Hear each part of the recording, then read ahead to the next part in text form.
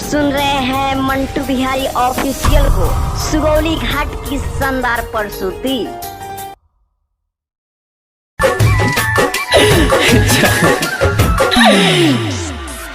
देखला तू हाल हमारा एक बेरिया के, तू तो भुला गइलू पियावा के पाके। अखिया के लो रहो, अखिया के लोर पानी बना के पियनी। बेवफा तोहरा चलते रोज घुट घुट के जियनी। बेवफा तोहरा चलते रोज घुट घुट के जियनी।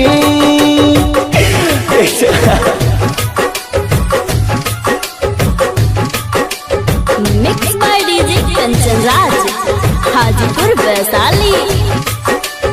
आप सुन रहे हैं एजी एंटरटेनमेंट की धमाकेदार प्रस्तुति। कोइलू तू प्यार हो, जिंदगिया बेकार हो। मिलते ही दोसर हमके दिहलू विसार हो, दिहलू विसार हो। कोइलू तू प्यार हो, जिंदगिया बेकार हो। मिलते ही दोसर दिहलू हमके विसार हो। फाटल दिल हम सुई से सियनी।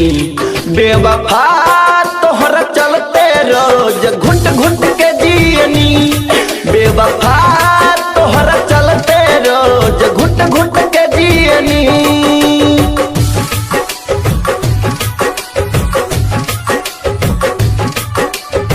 Mix by DJ Kanchan Raj, Hajipur Vaishali.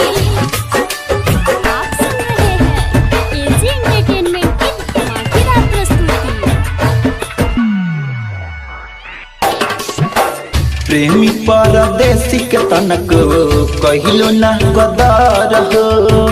तू त खुश बाड़ बसा के कुहना लगे घर हो, कुहना लगे घर हो। प्रेमी परदेसी के तनक कहिलो ना कदर हो। तू त खुश बाड़ बसा के कुहना लगे घर हो। आहवे ना नींद रतिया में असुआ बहावेनी। बेवफा तोहरा चलते रोज घुट घुट के जियनी। बेवफा तोहरा चलते रोज घुट घुट के जियनी।